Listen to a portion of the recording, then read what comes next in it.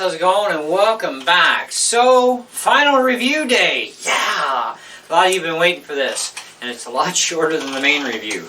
So, anyway, I've had some time to do some extensive testing, including battery life. I'm on like over 4 hours. I'm only down 2 bar lights, and they're still going.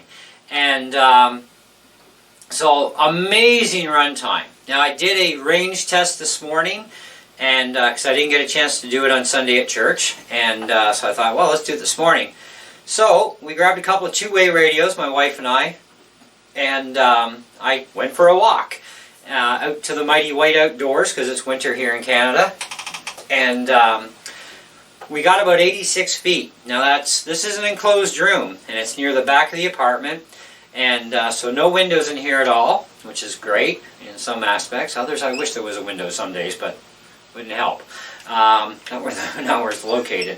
Anyways, so going through our house, going through all of our Wi-Fi equipment turned on and other wireless gear I have turned on here during the day when I'm in the room. No interference. No interference at church either, either from other gear or with other gear for these things transmitting. No problems. Nobody had any issues. That's bonus. 86 feet was respectable for half-dead units. So with fully charged units, I don't see any problem why we can't get 150 feet that they're rated for, which is actually 50 meters, because they say 50 meters. Now, as for their instruments, they say that these things work on. We've tried the drums, as you know, in the first video. Sucked really bad. Works with all my passive pickup guitars, so that's obvious because they're made for passive pickups. They're not made for active pickups. They do list other instruments as well. Now, I don't play saxophone, I don't play violin, I can't say anything about those, okay? So that's kind of going to be up to you to try it and see what happens. Now, my wife has a PSR E463 or 453 keyboard, one of the two. Anyways, it's the one model below the EW400. We went through the headphone jack and plugged right into the electric guitar amp here, and I was like, I didn't hear nothing. And then she plays, and it's like, that is clean. Because we tried the drum kit on this, and no, that went very bad. Actually, all my wireless gear will not. None of my guitar wireless units I have, because I have the Joyo, I have these, of course, and I have Boss, and none of them will work on that kit at all. So it's kind of like, all right. So I'm going to call it no go for electronic drums for sure. But on my acoustic electric, which is kicking around here, it's behind me, I generally play my Taylor 114 CE the most at church. It's my main guitar for that, and no problems at church, and it's great. So even plugging directly into my 1000-watt amp, clean as a whistle, sounds beautiful.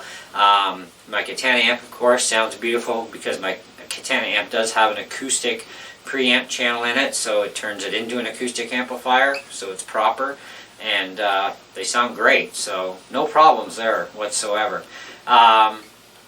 So overall, they are a great unit. They have exceptionally large runtime, really good on the distance thing, and the distances are made for line of sight. When you look at anything distance, it's always based on line of sight, so they basically see each other even on cross angles.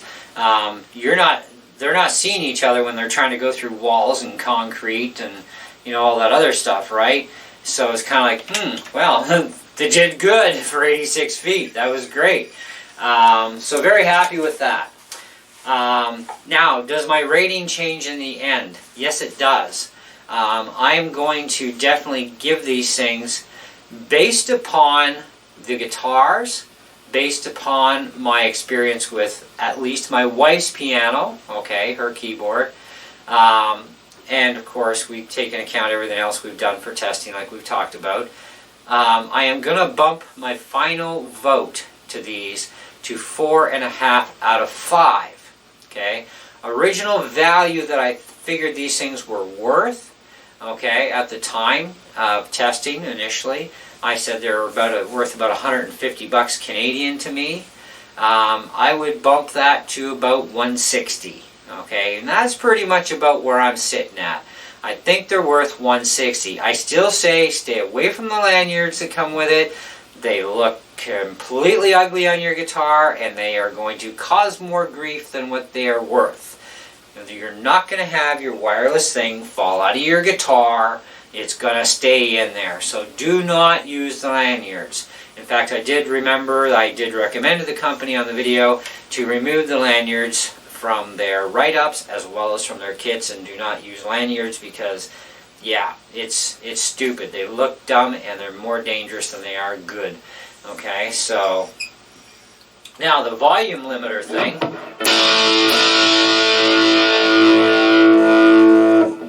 If we may take this down a few notches, let's go down 3.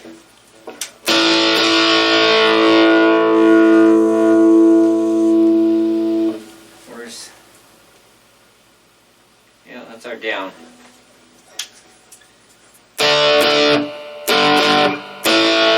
You retain your tone, you retain your sound, even with limiting the volume. So then when you bring it back up again, you know, you're going to be louder, obviously. Okay, that's all the way up. And I'm on channel 2 on these right now, which makes no difference.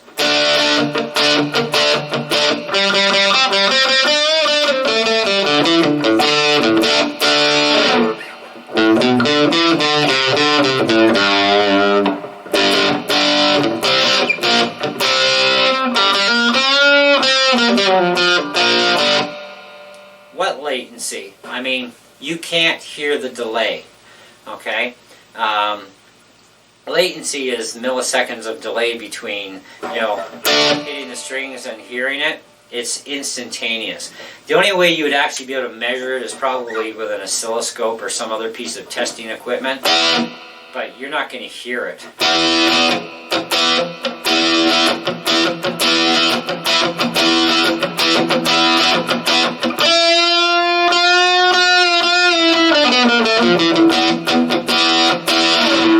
So, yeah, great.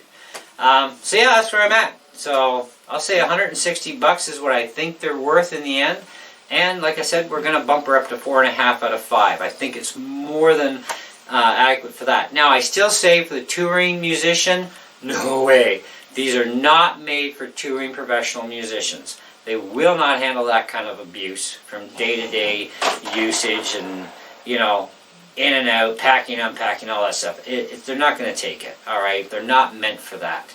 You know, if you want a set that's made for that, you go to the high-end professional line stuff, or you look at the Boss units from Boss.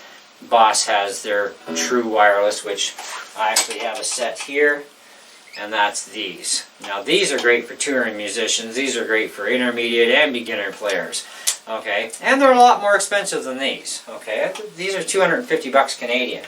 You know, and they take a boatload of abuse, trust me. I've been through the abuse with these things, and I've dropped them a lot of times, and I've never had issues.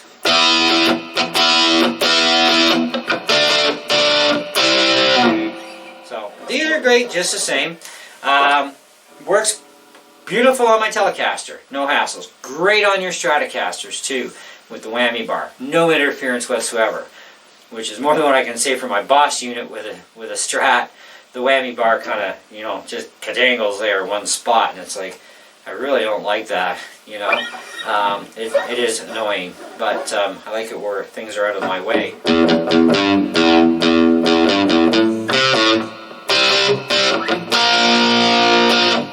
So, that's my final thoughts. So in the end, you've got a very viable kit. It's got a really cool feature with that volume thing, so, you know, like you dial back your volume, right? Not only do you cut back your sound level, you also clean up the signal.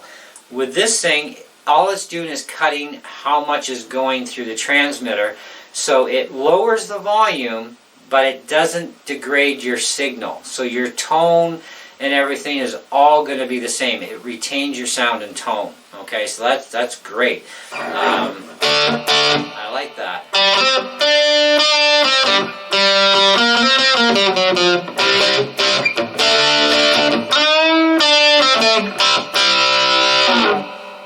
Anyways, so let me know what you guys think. I think that we're very fair on this, and I see no reason to have to do any other further updates or anything due to this being a final. I think I've evaluated this set more than fairly enough and put it through more than enough rigorous testing as well in different areas and modes. And we definitely can play these things with acoustic electrics, regular passive electric guitars. Again, they are not made for active pickups. Works fine through the headphone out jack on my wife's piano keyboard. It's clean. Okay, drums, forget it. Okay, so some of their marketing ideas are definitely viable and definitely do work. Range is definitely going to be there for you. Runtime is absolutely insane. Like I said, I'm down to 2 bars. I've got well over 4 hours plus on these things now, and they're still going. You know, it's kind of like, that's really good. You know, by now I would have expected the transmitter to die, you know, because usually the transmitter is the first one to die. It's doing the most work, and it's not dead yet. And I'm like, you know, I'll check this out now, and you know, we're still sitting at a good solid 2 lights here out of 4, so you know, that's quite respectable, quite acceptable.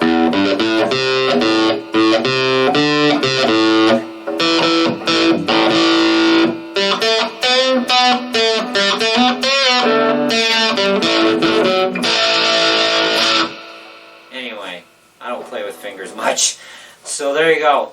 So thanks for watching. Hope you enjoyed the video. Hope you enjoyed the review. And I do look forward to doing more wireless guitar gear for you guys. If I don't get any in the next while from other sponsors, I will definitely be looking at seeing what I can bring in the next while myself. Because I would like to check out some of the other brands out there and to see what they're like. I've been seeing a lot on the Nux or Nux kits, and some of the other offshore brands that are kind of like funky brand named, and they're, you know, some of them are pretty dirt cheap, and I wouldn't mind checking them out myself either, and just letting you know what I think, you know, and then you can compare, as always, against other YouTube videos and see what other people are thinking as well. But in the meantime, we shall see you guys on the next video, right? So thanks for watching, and catch you on the next one. See ya.